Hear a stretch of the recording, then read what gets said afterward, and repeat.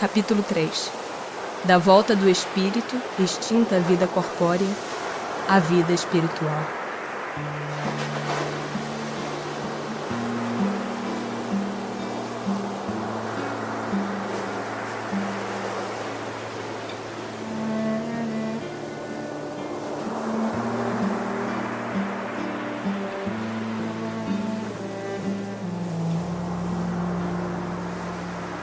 A alma após a morte. Que sucede à alma no instante da morte? Volta a ser espírito, isto é, volve ao mundo dos espíritos, donde se apartara momentaneamente. A alma, após a morte, conserva a sua individualidade? Sim, jamais a perde. Que seria ela se não a conservasse? Como comprova a alma a sua individualidade, uma vez que não tem mais corpo material? Continua a ter um fluido que lhe é próprio, haurido na atmosfera do seu planeta, e que guarda a aparência de sua última encarnação, seu perispírito. A alma nada leva consigo deste mundo? Nada, a não ser a lembrança e o desejo de ir para um mundo melhor. Lembrança cheia de doçura ou de amargor, conforme o uso que ela fez da vida. Quanto mais pura for, melhor compreenderá a futilidade do que deixa na terra. Que pensar da opinião dos que dizem que após a morte a alma retorna ao todo universal? O conjunto dos espíritos não forma um todo? Não constitui um mundo completo? Quando estás numa assembleia, és parte integrante dela, mas não obstante, conservas sempre a tua individualidade. Que prova podemos ter da individualidade da alma depois da morte? Não tendes essa prova nas comunicações que recebes? Se não fosses cegos, verias. Se não fosses surdos, ouverias. Pois que muito a miúde uma voz vos fala, reveladora da existência de um ser que está fora de vós. Em que sentido se deve entender a vida eterna? A vida do espírito é que é eterna. A do corpo é transitória e passageira. Quando o corpo morre, a alma retoma a vida eterna. Não seria mais exato chamar vida eterna a dos espíritos puros? Dos que, tendo atingido a perfeição, não estão sujeitos a sofrer mais prova alguma? Essa é antes a felicidade eterna. Mas isto constitui uma questão de palavras. Chamai as coisas como quiserdes, contanto que vos entendais. Separação da alma e do corpo. É dolorosa a separação da alma e do corpo? Não. O corpo quase sempre sofre mais durante a vida do que no momento da morte. A alma, nenhuma parte toma nisso. Os sofrimentos que algumas vezes se experimentam no instante da morte são um gozo para o espírito que vê chegar o termo do seu exílio. Como se opera a separação da alma e do corpo? Frágeis os laços que a retinham, ela se desprende. A separação se dá instantaneamente por brusca transição? Haverá alguma linha de demarcação nitidamente traçada entre a vida e a morte? Não. A alma se desprende gradualmente. Não se escapa como um pássaro cativo a que se restitua subitamente a liberdade. Aqueles dois estados se tocam e confundem, de sorte que o espírito se solta pouco a pouco dos laços que o prendiam. Estes laços se desatam, não se quebram.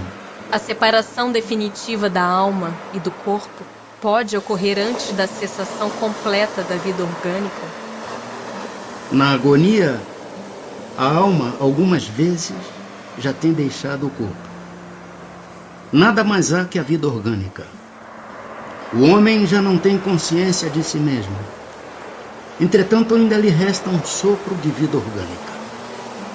O corpo é a máquina que o coração põe em movimento. Existe enquanto o coração faz circular nas veias o sangue, para o que não necessita da alma. No momento da morte, a alma sente, alguma vez, qualquer aspiração ou êxtase que lhe faça entrever o mundo onde vai de novo entrar? Muitas vezes, a alma sente que se desfazem os laços que aprendem ao corpo. Emprega então todos os esforços para desfazê-los inteiramente.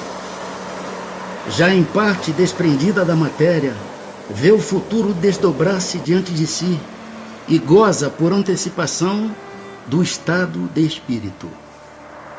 O exemplo da lagarta, que primeiro anda de rastos pela terra, depois se encerra na sua crisálida em estado de morte aparente, para enfim renascer com uma existência brilhante, pode dar-nos ideia da vida terrestre, do túmulo e finalmente da nossa nova existência?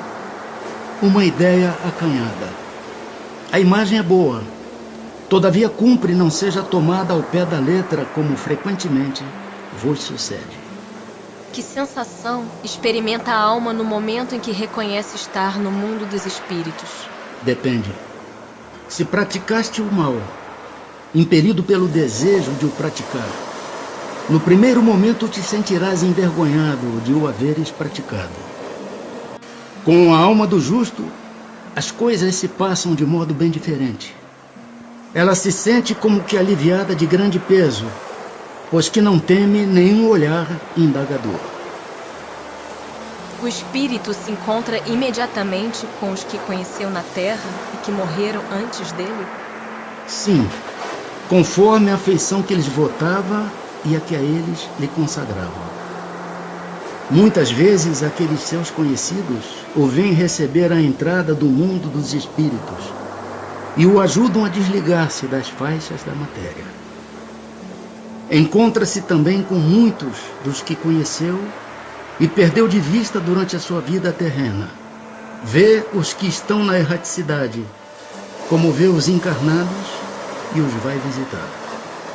Em caso de morte violenta e acidental, quando os órgãos ainda não se enfraqueceram em consequência da idade ou das moléstias, a separação da alma e a cessação da vida ocorrem simultaneamente? Geralmente, assim é. Mas em todos os casos, muito breve é o instante que medeia entre uma e outra.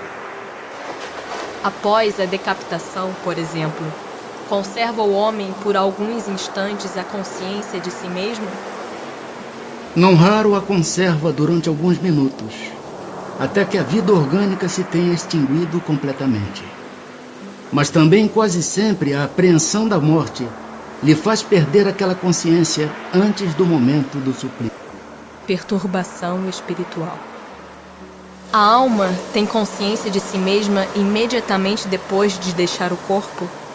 Imediatamente não é bem o termo. A alma passa algum tempo em estado de perturbação. A perturbação que se segue à separação da alma e do corpo é do mesmo grau e da mesma duração para todos os espíritos? Não. Depende da elevação de cada um.